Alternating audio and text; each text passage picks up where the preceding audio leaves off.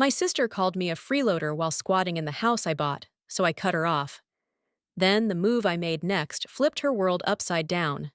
I'm Megan, 34, female, a single mom to my amazing kid, Ethan, 10, male, who's literally the only person in this world I truly care about. I work as a project manager in Austin. I make good money now, about $280,000 a year, but damn, the road to get here was absolute hell. So, I guess I should start from the beginning. My family has always been, well, completely messed up, to put it mildly. My parents always had a favorite child, and it sure as hell wasn't me. My younger sister Amber could do no wrong in their eyes. She was the gifted one, the special one, the one who deserved everything, while I got nothing. I still remember that day so clearly. I was 19, had just gotten my acceptance letter to UC Berkeley. I was so freaking excited, the first person in our family going to a prestigious school. I ran into the living room, waving that letter around, and my parents called me to sit down with these weird, serious expressions. "Megan, we need to talk about college," my dad said, not even looking me in the eye. I sat there, still excited, thinking maybe they were going to surprise me with something for graduation or whatever. Yeah, I was that naive. "We've used your college fund for Amber," my mom said, like she was telling me we were having pizza for dinner. "She's been accepted into this exclusive arts program in New York. It's a once-in-a-lifetime opportunity." I just sat there, completely stunned. "You what? My entire college fund? All of it?" They nodded, like this was the most reasonable thing in the world. "You can take out student loans," my dad said, "but this opportunity for Amber won't come around again." I was done with their favoritism and the way they were using me to achieve Amber's dreams. I figured I'd do better alone, so that night, I packed everything I owned into my crappy Honda Civic and left. Nobody even came out to say goodbye. I drove straight to Austin, sleeping in my car the first few nights until I found a tiny apartment and the first of many shitty jobs. For years, all I heard from my parents were updates about Amber. Amber's artwork was featured in a student showcase. Amber met this famous artist. Amber, Amber, Amber. Never once did they ask how I was doing, or if I was even alive. I worked 3 jobs while taking classes at community college, mornings at a coffee shop, afternoons doing data entry, evenings waiting tables. Some nights, I slept in the break room at work because I couldn't afford bus fare. I ate leftover food from customers' plates when nobody was looking. Yeah, not proud of that, but try going hungry for 3 days straight and see what you do. When I finally finished my degree, I got an entry-level job at a tech startup and worked my way up. Met Ethan's dad there, Jason. He seemed like a good guy at first, smart, funny, actually paid attention to me. We got married after dating for a year, and Ethan came along a year after that. Then I found the text between Jason and his 22-year-old intern. Yeah, that old story. I didn't even bother with the screaming and crying part, just packed his crap in garbage bags, set them by the front door, and told him he could leave on his own, or I'd throw everything off our balcony. His choice. To his credit, he's never missed a child support payment, shows up for Ethan's birthday and Christmas, and that's about all I need from him. Honestly. So for the last 8 years, it's been just me and Ethan against the world. My kid is seriously amazing, smart, funny, kind. He's in the gifted program at school, plays soccer, and is obsessed with building these crazy detailed Lego structures. Every night I read to him before bed, even though he can read perfectly fine on his own now. It's our special thing. I worked my ass off, got promotion after promotion, and finally bought a nice 4-bedroom house in a good school district last year. Life was actually pretty good. I didn't need my family. I'd built my own life on my own terms. Then, last month, the phone call came that changed everything. It was just a regular Tuesday. I was finishing up a Zoom call with clients when my phone buzzed with an unknown number. I almost didn't answer, but something told me I should. "Hello? Megan, it's your mother." My stomach dropped. 15 years. It had been 15 freaking years since I'd heard her voice. Not since that day I drove away from home with nothing but a suitcase and whatever cash I had saved. "Mom," I said, not even trying to sound happy about it, just acknowledging the fact. You need to come home. Your father's in the hospital. Her voice was shaking. The family is in serious trouble. For a second, I almost laughed. Family? What family? The one that stole my college fund to pay for my sister's pipe dreams? That family? What happened? I asked, trying to keep my voice neutral even though my heart was racing. Your father had a heart attack. He's stable now, but… She paused. There's more. We're about to lose the house. The bank is foreclosing in 2 weeks. And there it was. The real reason for the call. After 15 years of silence, they needed money. Of course they did. Why else would they ever contact me? I'm sorry to hear about Dad, I said. And weirdly, I actually meant it. But I don't see what this has to do with me. Please, Megan, just come home. We need to talk in person. I should have said no. I should have hung up. But something in her voice, real fear, maybe actual desperation, got to me. Plus, there was this tiny part of me that wanted to see them squirm, to show up successful as hell after they threw me away. I'll think about it, I said, and ended the call. That night, after putting Ethan to bed, I sat on my back porch, staring at the stars. Should I go? Should I ignore them? I texted my best friend Tara, asking what she thought. They only called because they want something. She texted back immediately. You don't owe them shit. She was right, but I kept thinking, what if my dad died? Would I regret not seeing him one last time? And more importantly, could I pass up the chance to show them exactly what they lost when they chose Amber over me? The next morning, I made arrangements to work remotely for a few days, told Ethan we were taking a short trip, and packed our bags. I wasn't going back for them. I was going back for me. The drive to San Antonio took about an hour and a half. Every mile closer made my stomach twist into tighter knots. Ethan was quiet beside me, playing some game on his tablet. Mom, where are we going exactly? He finally asked. We're going to meet your grandparents, I said, the words feeling strange in my mouth. I have grandparents? His eyes went wide. You never talked about them before. That's when it really hit me. My parents didn't even know Ethan existed. They had a grandson for 10 years and never once asked about him. What kind of people do that? When we pulled up to the house, I sat in the car for a solid minute, just staring. It looked smaller than I remembered, run down. The paint was peeling, the lawn was overgrown, and one of the shutters was hanging crooked. A far cry from the nice home it was when I left. My mother opened the door before we even reached it. She looked so much older, gray hair, deep wrinkles around her eyes. For a moment, I felt a tiny bit sorry for her. Then her gaze shifted to Ethan, and her hand flew to her mouth. Oh my God, she whispered. My father appeared behind her, leaning heavily on a cane. He looked frail, his once broad shoulders now hunched, his eyes, too, fixed on Ethan. This is my son, Ethan, I said, putting a protective hand on his shoulder. Ethan, these are your grandparents. And just like that, they transformed. Suddenly, they were all smiles and sweet talk. My goodness, you've grown so big. Do you like baseball? I used to coach. You looked just like your mother when she was your age. It was like watching actors step into roles. The doting grandparents who had never sent so much as a birthday card, or even asked if I had kids. I cut through the act pretty quick. Can we skip this and talk about why I'm here? My mother's fake smile disappeared. She ushered us inside, and that's when I got the full story. Amber took out a large loan to start her design studio, my father explained, his voice weak. The business failed. We mortgaged the house to help her, and now the bank is taking it. They needed $200,000 to save the house. My father looked me straight in the eye and said, That's not much for you now, is it, Megan?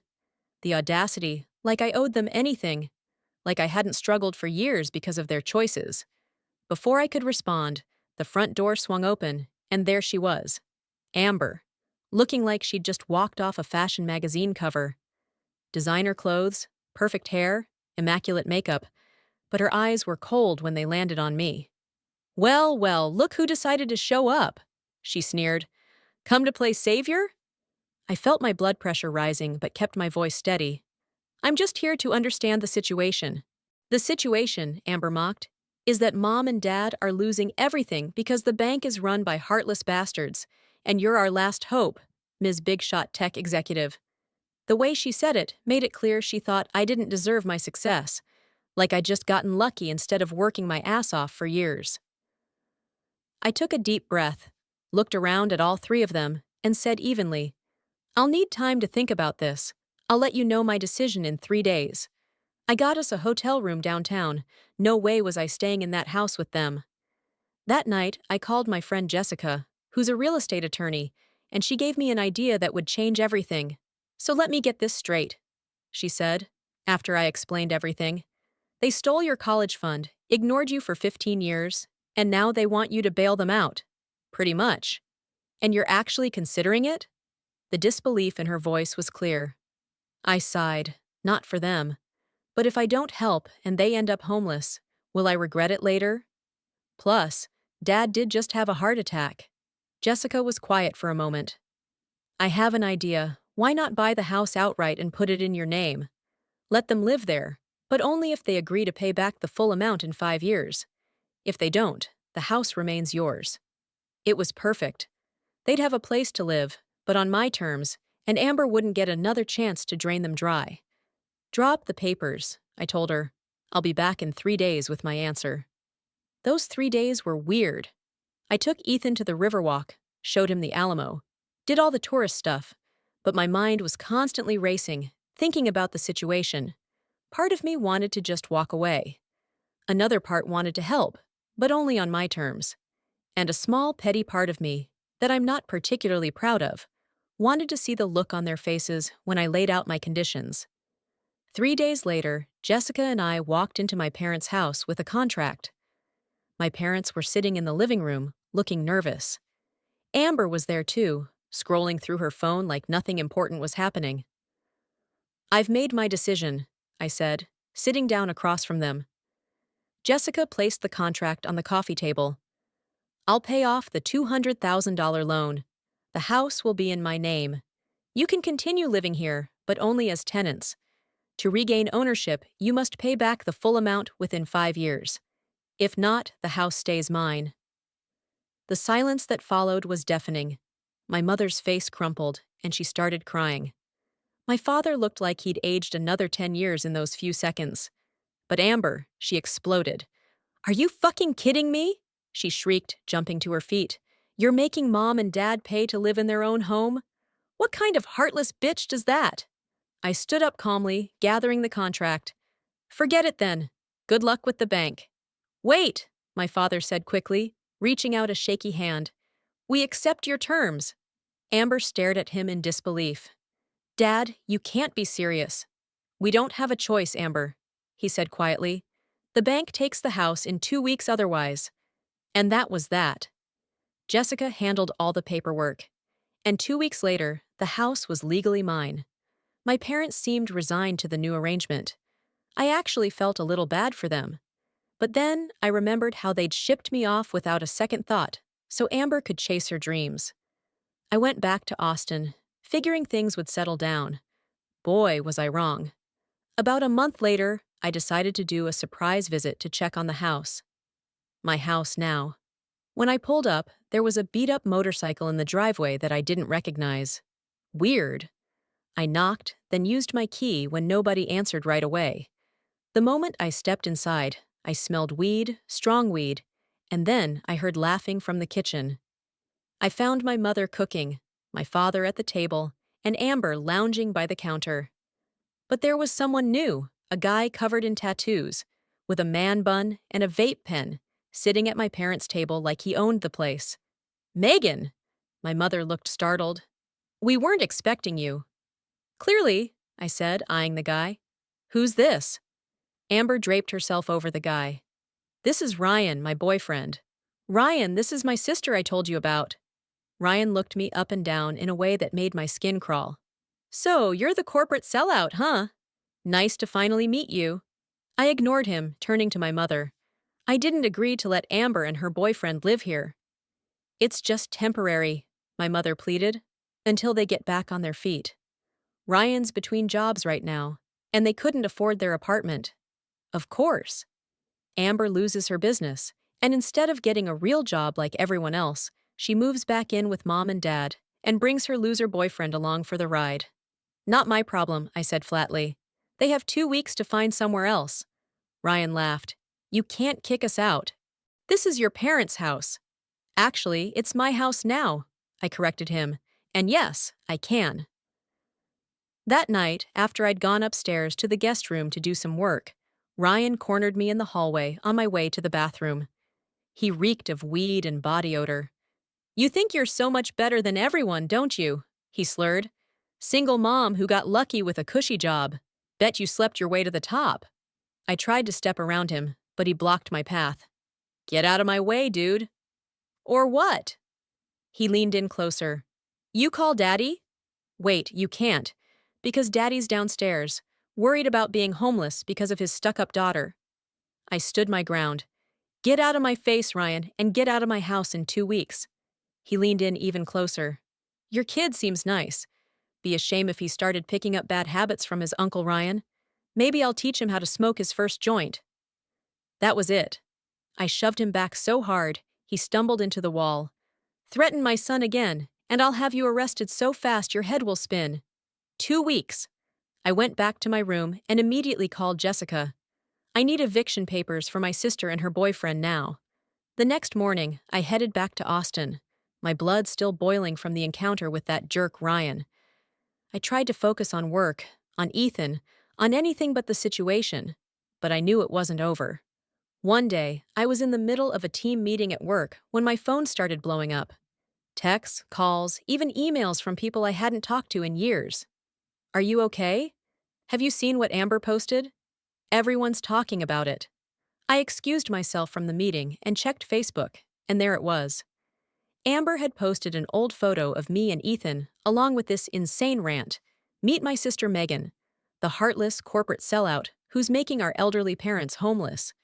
She swooped in after 15 years of silence to steal their house and is threatening to kick them out unless they pay her back. All while she sits in her fancy house making 6 figures. Oh, and she's a terrible mother too. Her poor son is being raised by nannies while she climbs the corporate ladder. Toxic family, gold digger. The comments were a complete dumpster fire. People I went to high school with, distant relatives, even some of my parents' neighbors, all piling on about what a monster I was. Some of them were even tagging my workplace trying to get me fired. But what made my blood boil wasn't the lies about me. It was that she dragged Ethan into it, used his picture without permission, made him part of this garbage. Then my phone rang. It was Ethan's school. My heart dropped. Miss Patterson, this is Mrs. Rodriguez from the front office. Ethan is quite upset. Apparently, some of his classmates have been showing him some social media posts about your family. I felt sick. My hands were shaking as I told my boss I had a family emergency and raced to Ethan's school. When I got there, he was sitting in the counselor's office, his eyes red from crying. Mom, he said in this small voice that broke my heart. Why is Aunt Amber saying those things about us online? My friend Jake showed me on his phone. I knelt down and hugged him tight. Sometimes adults don't handle their problems very well, buddy. What Aunt Amber did was wrong. None of what she's saying is true. She said you're a bad mom. He whispered against my shoulder. I pulled back to look him in the eyes. Do you think I'm a bad mom? He shook his head immediately. You're the best mom. Then that's all that matters. I took Ethan home, called Jessica immediately, and told her what happened. I want them out, all of them, now. Whoa, slow down, she said. What happened? After I explained, she sighed. I can draw up eviction papers for Amber and Ryan today, but your parents? I'm not evicting my parents, I clarified, just the leeches living off them. That afternoon, Jessica drove down from Austin to meet me, and together we returned to the house. Ryan answered the door, looking like he'd just woken up, even though it was 2 p.m. What do you want now? He sneered. Jessica stepped forward, all business. Amber Patterson and Ryan Daniels, I'm serving you with eviction papers. You have 48 hours to vacate the premises, or we will proceed with formal eviction through the courts." Ryan laughed. "You can't be serious." Amber appeared behind him, arms crossed. "This is my parents' house. You can't kick me out." "Actually, it's my house," I corrected her. "And yes, I can." I also handed her a cease and desist letter Jessica had drafted. "Take down that Facebook post and all other social media posts about me and my son immediately, or face legal action for defamation and unauthorized use of my child's image."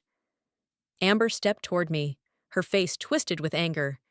"You think you're so powerful? You and your little bastard are just leeches, a pathetic single mom dumped by her husband, pretending to be strong but still just a miserable failure." I saw red. Before I could think, I slapped her hard across the face. The sound echoed through the room. Amber's eyes went wide with shock, her hand going to her cheek. Ryan yelled and started forward, but Jessica stepped between us. "You can insult me all you want," I said, my voice deadly calm. "But if you ever mention my son again, I'll make sure you regret it for the rest of your miserable life." My mother was crying in the corner. My father just looked defeated. Ryan was glaring at me, but staying back. "Sign the papers," Jessica said, pushing the documents forward. With no other choice, they signed. Ryan grabbed a duffel bag and stormed out. Amber spent an hour packing, then paused at the door. "You'll regret this," she hissed. "I'll make sure everyone knows what kind of person you really are." I shrugged. "Try me." After they left, I sat down with my parents in the now quiet living room. My mother was still sniffling. "Why did you have to kick her out?" she asked. "She's your sister." "Biology doesn't make us family," I said flatly. "Her actions do, and she crossed a line when she dragged my son into this mess." My father sighed. "We just wanted to help her get back on her feet." "That's always been the problem," I replied. "You're always helping Amber, even when it hurts everyone else." I stayed long enough to make sure Ryan and Amber were really gone, then headed back to Austin. The drive home was a mix of emotions: anger at Amber, frustration with my parents, worry about Ethan, but also a strange sense of relief, like I'd finally stood up for myself after all these years. The next few months after kicking Amber and Ryan out were interesting, to say the least. Amber made good on her threat to trash me online. She didn't just stop at Facebook, she went full nuclear: Instagram, Twitter, even freaking TikTok. She created this whole series called My Sister the Monster, where she'd tell these completely exaggerated or straight-up fake stories about me. According to Amber, I was a neglectful mother who pawned my kid off on nannies, a ruthless corporate climber who'd step on anyone to get ahead. The reason she and Ryan were? Homeless, they weren't. They moved in with his buddy, a manipulative witch who tricked my elderly parents out of their house. My parents are in their early 60s, hardly elderly. Some of my coworkers saw it. A few clients mentioned it awkwardly during calls. Ethan's teacher pulled me aside at pickup one day to ask if everything was okay at home. I even got called into my boss's office because someone had emailed the company about my elder abuse. Thank God my boss is cool. I explained the situation, showed her the legal documents, and she just rolled her eyes and said, "Family drama, huh? Been there." The worst part was dealing with Ethan's questions. Kids at school had seen some of the videos and were asking him about it. I tried to explain in a way a 10-year-old could understand. "Your aunt is very angry right now," I told him. "Sometimes when people are angry, they say things that aren't true." "But why is she so mad at you?" he asked, confused. "How do you explain decades of family dysfunction to a kid?" I just said, "Sometimes people think life should be fair, and when it isn't, they blame others instead of themselves." Surprisingly, that satisfied him. Kids are way more perceptive than we give them credit for. As for my parents, they were adjusting to the new normal. They were quiet, subdued around me. They didn't talk about Amber, just polite conversation and careful compliance with the terms of our agreement. I didn't leave them homeless or charge them rent, but they knew where the boundaries were now. Every month, I'd bring Ethan to visit, not because I'd forgiven them, but because I wanted him to have grandparents, even if they weren't great ones. The funny thing about social media drama is that it dies down pretty quick. People get bored and move on to the next outrage. By month 3, Amber's posts were getting fewer and fewer interactions. By month 6, she'd given up entirely. I found out through my mom, who quickly regretted bringing her up, that Amber and Ryan had broken up. Apparently, he cheated on her with some bartender. Karma's a bitch, I guess. Last I heard, Amber was working as a receptionist at a hair salon in Houston, a far cry from the famous artist my parents had sacrificed everything for. I'd be lying if I said I didn't feel a tiny bit of satisfaction about that, but here's where things get complicated. About 7 months after all this went down, my dad had another heart attack, a bad one. I got the call at 3 a.m. from my mom, hysterical, saying the ambulance had just taken him to the hospital. I drove to San Antonio in the middle of the night, leaving Ethan with my neighbor. When I got to the hospital, my mom was sitting alone in the waiting room, looking small and terrified. "Where's Amber?" I asked, sitting down beside her. "I called her," my mom said quietly. "She said she'd try to come tomorrow if she could get off work. Translation, her own father might be dying, and she couldn't be bothered to show up immediately. Classic Amber. The doctors eventually came out and told us Dad had suffered a major heart attack but was stable.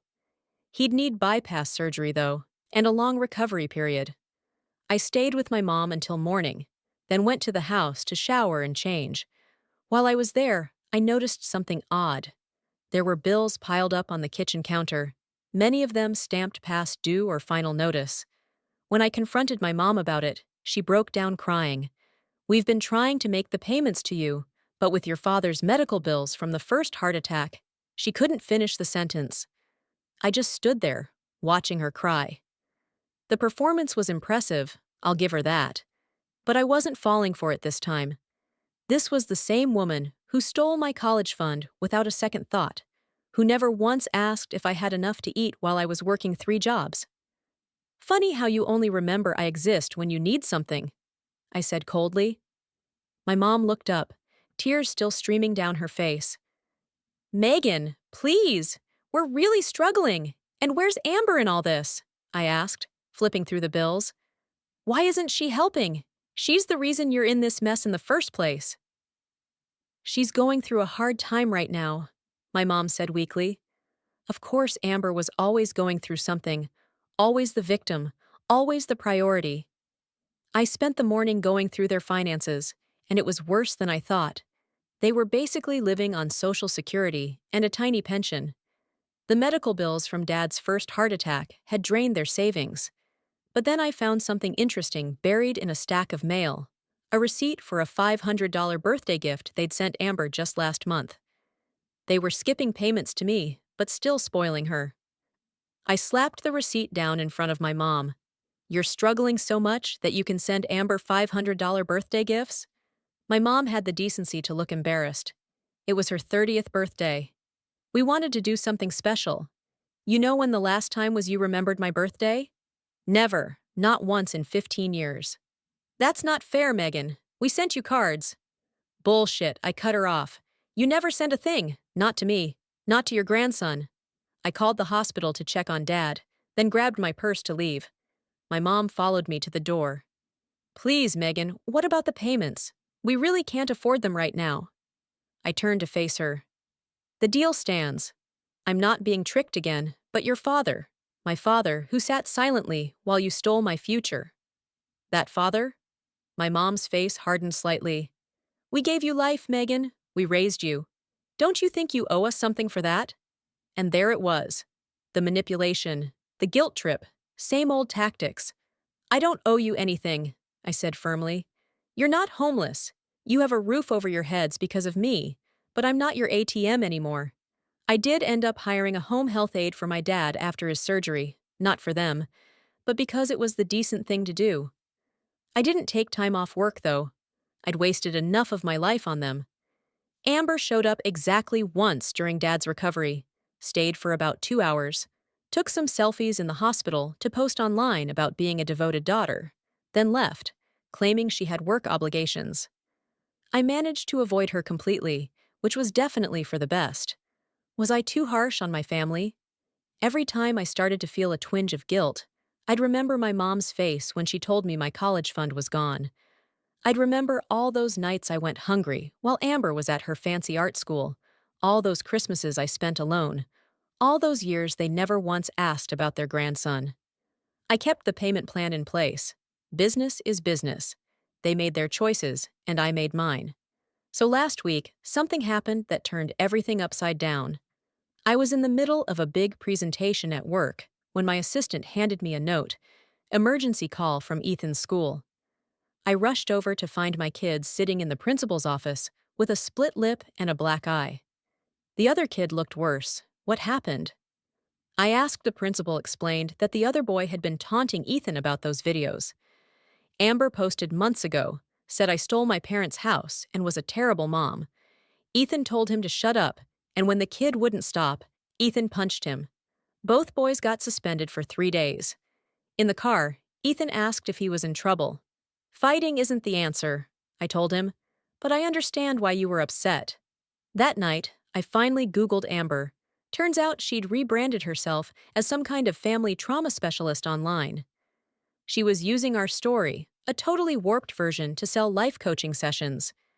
She even published an ebook called Toxic Sisters: Healing from Family Betrayal. She was literally making money off our family drama. The next day, my mom texted that Amber wanted to talk to me. Against my better judgment, I agreed to meet her at a coffee shop, not to reconcile, but to shut this crap down once and for all. She looked different: messy bun, casual clothes, no designer stuff, but her eyes still had that calculating look.